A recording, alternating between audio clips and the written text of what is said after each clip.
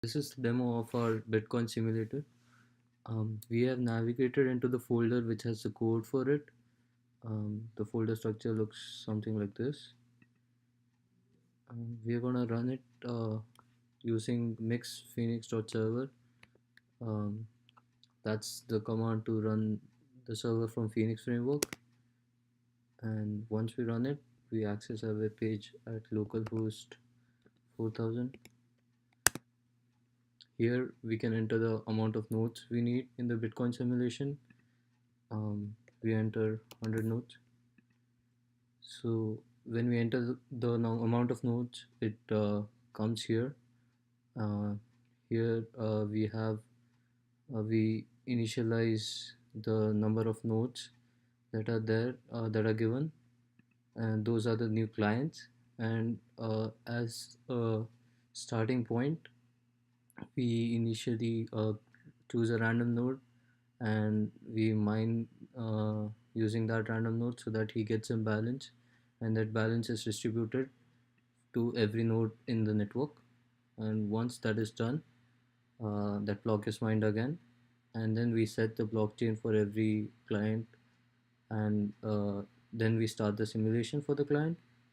So once you go here, um, we spawn a separate process for every client that simulates it. It's a recursive process that keeps on going. Um, so shoot rate value is a value which becomes zero after every 10 seconds.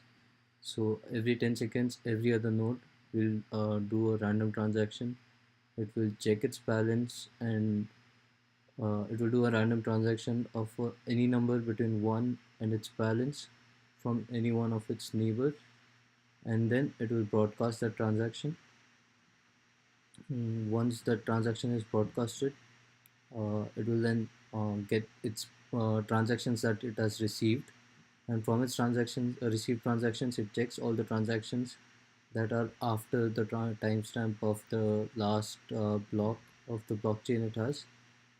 So because all your previous transactions would be in the blockchain, and then it mines that transaction, adds them one by one to the blockchain's pending transactions. It mines them, and then broadcasts this transaction. To show how the simulator is growing, how the network is growing with time, we use the channels provided by Phoenix. So we have a room underscore channel. So the okay, before that, let's go back to the controller. The controller here renders a chart page, charts.html. So our charts.html has all the graphs that are shown. They are set to 0 in the beginning, and it has imported the file socket.js. From this file socket.js, it calls uh, it connects to the channel called room lobby, and every 6 seconds it pushes a message asking an update for the chart. And once it pushes that message, the pops up from Phoenix Framework help us get the help us handle the input. And from here we call a message function called get data. So get data is under the home controller.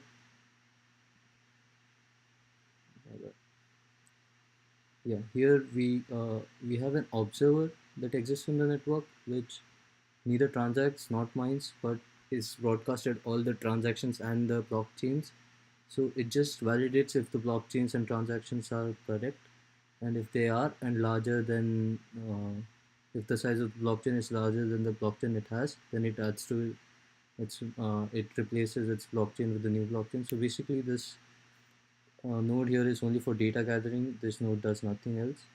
And from here we calculate the different values, as in number of blocks that are mined, number of transactions that have happened, and the total number of transacted coins. So this data in the form of map is sent back to room channel, which in turn sends it back to our socket.js.